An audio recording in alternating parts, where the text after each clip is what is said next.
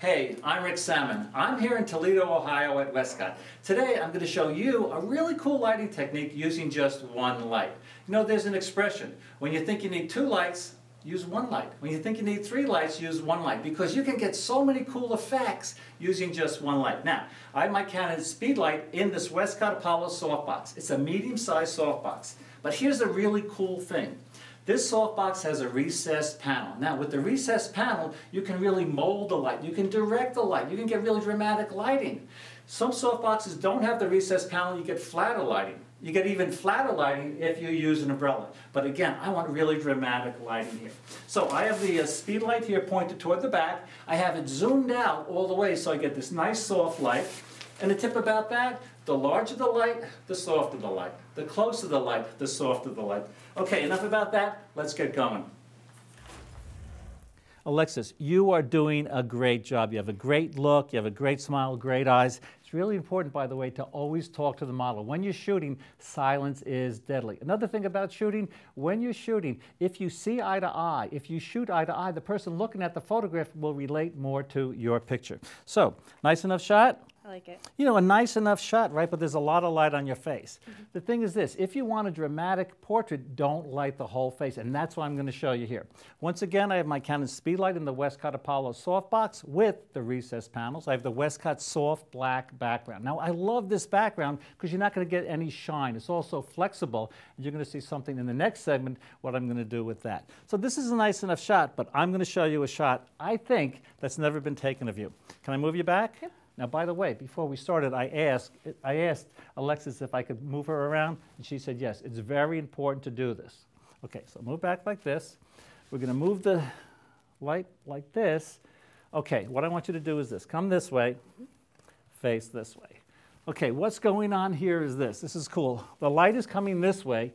She's looking that way. The light is behind her, or she's in front of the light. You want to have this separation. The thing is this, when you're shooting in a situation like this, where she's very close to the light, where the model's very close to the light, you want to cut down on the number of variables. As you can see, the light is facing this way. Our beautiful model Alexis is facing that way. This is very important. One's looking one way, one's looking the other way.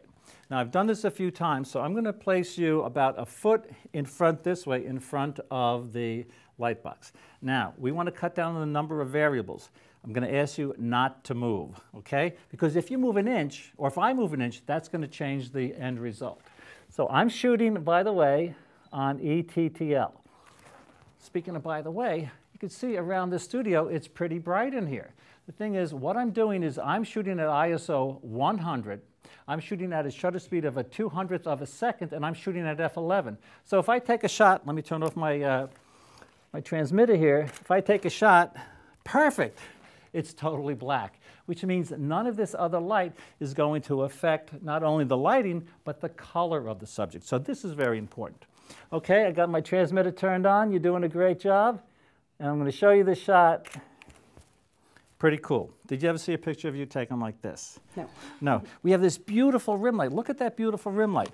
Now I want you to move. See that smile on her face? This is why you want to show the subject the shot. You want to keep the session interactive. Move back. Okay, she just moved back maybe 2 inches, and I'm going to take a shot. Look at this. Totally different, right? Mm-hmm. 2 inches. Totally, totally different. Now, you stay, move back this way. Now, I'm going to move. I'm going to move this way a little. Okay, not so much, as Borat would say, right? But these shots are nice. So the point is, play with this, experiment with this technique, have fun with this technique. But remember, moving just an inch can make a big difference in your end result. All right, what we're going to do now is we're going to have Brandon come in here. Brandon is what's called a voice, he's also my friend, but a voice-activated light stand. These light stands are great because you can move the light around very quickly, very easily. Now, Brandon, before we move the Speedlite into the scene, are you sure? This is very important. Are you sure that Speedlite is in there securely? You tightened everything? I did. Very, very good. Because this is going to be directly over the model. You don't want that light falling on the model. What we want to do is we want to move this directly over her head. Okay, and we tested this before, by the way. So we basically know what we're doing. We want to move that light slightly behind the subject. Remember what I said before about variables? Just moving the light an inch or two will make a big difference. We're going to move it maybe 6 inches each time. We're going to start out with the light slightly behind the subject. Okay, and let me take a shot here. Beauty. But I think we can do better. Before we had the black leather jacket on Alexis. Here what's going on is I had her dressed in a lighter top, so we have some separation between the black background and her.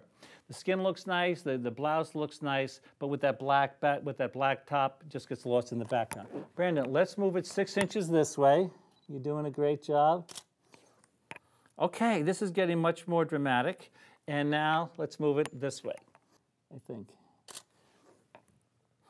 See eye to eye, shoot eye to eye. That's why I'm down on the ground with her. If I'm shooting down, it's going to look like a snapshot. Again, it doesn't take a lot to turn a snapshot into a really cool shot. So once again, have fun with this one.